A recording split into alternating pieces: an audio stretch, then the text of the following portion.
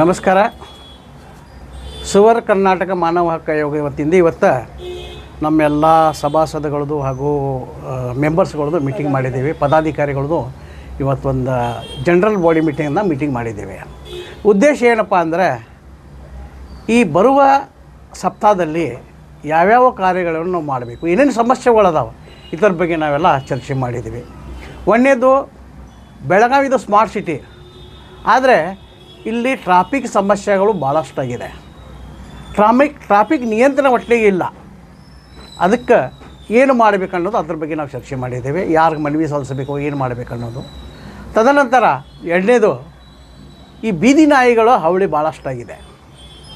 ಸಣ್ಣ ಮಕ್ಕಳಿಗಾಗಲಿ ಮಹಿಳೆಯರಿಗಾಗಿ ಒಂದೇ ಒಕ್ಕಟ್ಟು ಹೋಗೋದು ಭಾಳ ಕಷ್ಟ ಆಗಿದೆ. ಯಾಕಂದರೆ ಯಾವಾಗ ಅವು ಕಚ್ಚುತ್ತಾವೆ ಅನ್ನೋದು ಒಂದು ಭಯ ಅವರಲ್ಲಿ ಬಂದಿದೆ.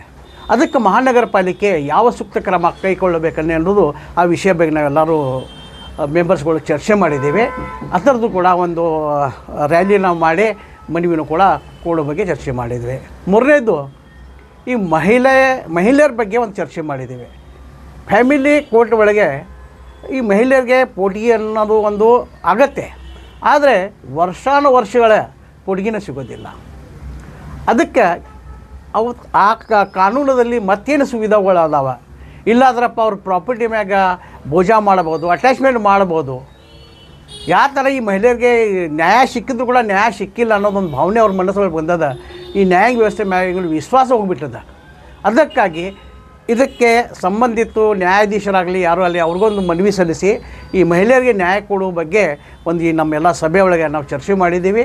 ಮುಂದಿನ ದಿನಮಾನಗಳಲ್ಲಿ ಯಾವ ಥರ ಕಾರ್ಯಾಚರಣೆ ಮಾಡಬೇಕನ್ನೋದೆಲ್ಲ ನಾವೆಲ್ಲ ಸಮ್ಮತಿ ಪಟ್ಕೊಂಡು ಚರ್ಚೆಯನ್ನು ಮಾಡಿದ್ದೀವಿ. ಈಗ ನಮ್ಮ ಜೊತೆಗೆ ಅಡ್ವೊಕೇಟ್ ಅವರು ಅದಾರ, ಅವರು ಒಂದು ಸಲಹೆ ನೀಡಿದಾರೋ, ಅಧ್ಯಕ್ಷರು ಅದಾರ, ಉಪಾಧ್ಯಕ್ಷರಾರ, ತಾಲೂಕು ಅದಾರ, ಇವರು ಮೇಡಮ್ ಕೂಡ ಅದಾರ, ಈ ವಕೀಲರು ಮೇಡಮ್ ಅದಾರ. ಅವ್ರ ಜೊತೆಗೆಲ್ಲ ಡಿಸ್ಕಸ್ ಮಾಡಿದ್ವಿ. ಅವರು ಅನಿಸಿಕೆಗಳನ್ನು ನಾವು ಕೇಳ್ಕೊಳ್ಳೋಣ, ಅವ್ರು ಏನಂತ ಅನ್ನೋದು. ನಮಸ್ಕಾರ, ನಾನು ಅಡ್ವೊಕೇಟ್ ಸುವರ್ಣ ದೇಶಪಾಂಡೆ, ಸುವರ್ಣ ಕರ್ನಾಟಕ ಮಾನವ ಹಕ್ಕು ಅದರದ್ದು ಜಿಲ್ಲಾ ಅಧ್ಯಕ್ಷನಾಗಿ ಇವತ್ತು ನಾವು ಕೆಲವೊಂದು ಜಿಲ್ಲಾ ಸಂಘಟನೆ ಒಳಗಿನ್ನು ಉಪಾಧ್ಯಕ್ಷರು ಮತ್ತು ಸೋಷಲ್ ವರ್ಕರ್ದಿಂದ ಅಧ್ಯಕ್ಷರು ಮತ್ತು ನನ್ನ ಕಲೀಗಾದ ವರ್ಷಾ ಪದ್ಮನ್ ಅವರ ಸೆಕ್ರೆಟ್ರಿ ಇದ್ದರು ಮತ್ತು ಇತರ ಸದಸ್ಯರ ಜೊತೆಗೆ ಒಂದು ಮೀಟಿಂಗನ್ನು ಏರ್ಪಾಟು ಮಾಡಿದ್ದೇವೆ.